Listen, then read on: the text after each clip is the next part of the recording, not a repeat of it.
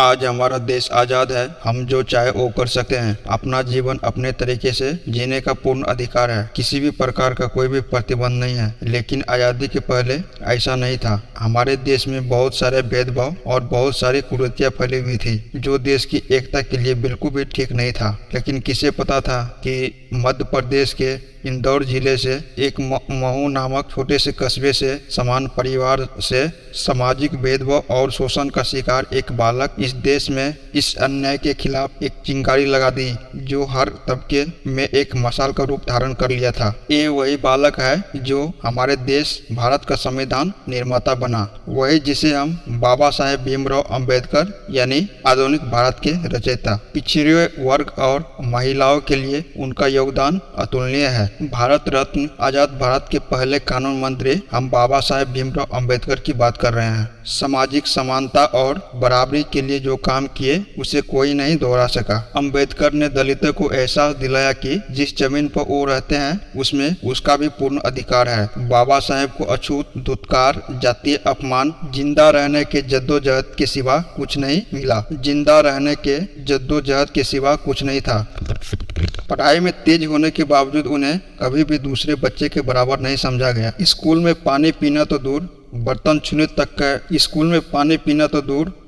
छूने तक की इजाजत नहीं था। ना कोई टीचर उन पर ध्यान देता, ना कोई उनकी मदद करता। 14 अप्रैल 1891 में जन्मे बाबा साहेब भीमराव अंबेडकर। पिता का नाम रामजी मालोजी सकपाल था, माता का नाम भीमाबाई थी, पत्नी सविता अंबेडकर, पुत्र यशवंत भीमराव अंबेडकर। और बाबा साहेब के पास कई सारी डिग्रियां थी, जो कि यूनिवर्सिटी ऑफ मुंबई से BA की डिग्री प्राप्त किया, कोलंबिया यूनिवर्सिटी से MA, PhD और LLD की डिग्रियां प्राप्त की, और लंदन स्कूल ऑफ इकोनॉमिक्स से MSc और DSc की डिग्री प्राप्त की। और 6 दिसंबर 1956 को 65 वर्ष की आयु में हम सबको छोड़कर चले गए। जब तक ये पृथ्वी रहेगी तब तक बाबा साहेब को बड़ी सम्मान से याद किया जाएगा। डॉक्टर बाबा साहेब अंबेडकर अपने माता पिता की 14वीं और आखिरी संतान थे, और बाबा साहेब बगीचे और कुत्ते पालने के बड़ी शौकीन थे। भारत का संविधान बनाने वाले बाबा साहेब भीमराव अंबेडकर की जयंती हर वर्ष 14 अप्रैल को मनाया जाता है। भारत की दो महान शख्सियत डॉक्टर भीमराव अंबेडकर और महात्मा गांधी की आपस में कभी नहीं बने। दोनों महान शख्सियत के बीच विचारों का बड़ा मतभेद था। बाबा साहेब अंबेडकर को अपने जमाने में सबसे ज्यादा पढ़ा लिखा माना जाता था। बाबा साहेब का कुत्ता टॉमी, जिससे बाबा साहेब को बहुत ही ज्यादा लगाव था। बाबा साहेब की लाइब्रेरी में संभवतः 35,000 किताबों का संग्रह था। जामा मस्जिद के इलाके में पुरानी किताबें का अड्डा हुआ करता था। वहाँ से बाबा साहेब पुरानी किताबें खरीदा करते थे। किताबों के प्रति लगाव बाबा साहेब को इस प्रकार था कि वो न दिन में समय से भोजन कर पाते और न ही रात में। कई दिन रात भर पढ़ते ही रह जाते थे। रात के समय बाबा साहेब अपनी पढ़ाई में इस तरह खो जाते थे कि उन्हें बाहरी दुनिया का ध्यान ही नहीं रहता था। अंबेडकर पूरे रात भर पढ़ने के बाद सुबह में सोने के लिए जाता था। मात्र दिन में 2-3 घंटा ही सो पाते थे। हर दिन वो कई नई किताबें पढ़ा करते थे। एक बार वो फिल्म देखने गए थे। उसके मन में एक नई विचार आया। वो वहीं से फिल्म को छोड़कर उसके मन में आई नए विचार को लिखने लगे।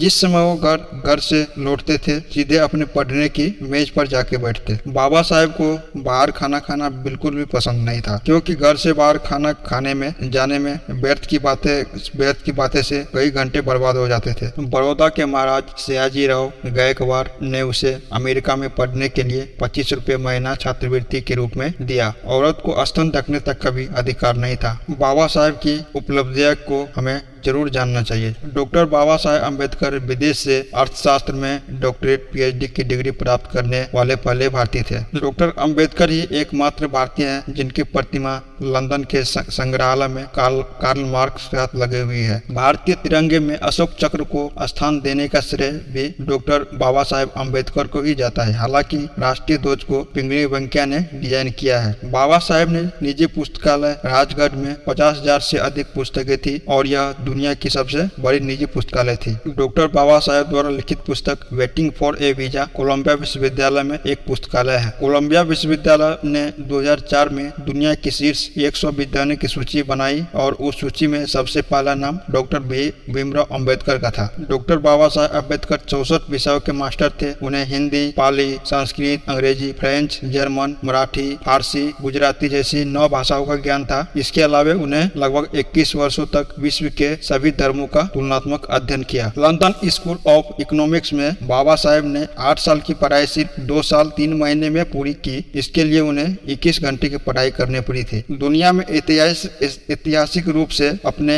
8,50,000 समर्थकों को एक साथ डॉक्टर बाबा साहेब अम्बेडकर की बौद्ध धर्म में दीक्षा, क्योंकि यह दुनिया का सबसे बड़ा धर्मांतरण था। महंत वीर चंद्रमणि एक महान बौद्ध भिक्षु जिन्होंने बाबा साहेब को बौद्ध धर्म की दीक्षा दी, उन्हें इस गुरु का आधुनिक बुद्ध कहा। बाबा साहेब दुनिया के पहले और एकमात्र व्यक्ति हैं जिन्हें लंदन स्कूल ऑफ इकोनॉमिक्स से डॉक्टर ऑफ साइंस नामक मूल्यवान डॉक्टरेट की उपाधि प्राप्त हुई। कई बुद्धिमान छात्रों ने इसके लिए प्रयास किया, लेकिन अब तक सफल नहीं हो पाए। दुनिया भर में सबसे ज्यादा किताबें एवं गाने डॉक्टर भीमराव अंबेडकर के नाम पर लिखा गया है। गवर्नर लॉर्ड लिनलिथगो और महात्मा गांधी का मानना था कि बाबा साहेब 500 स्नातकों और हजारों विद्वानों से अधिक विद्वान हैं। गवर्नर लॉर्ड लिनलिथगो और महात्मा गांधी का मानना था कि बाबा साहेब 500 स्नातकों और 1000 विद्वानों से अधिक बुद्धिमान है। बाबा साहेब दुनिया में पहले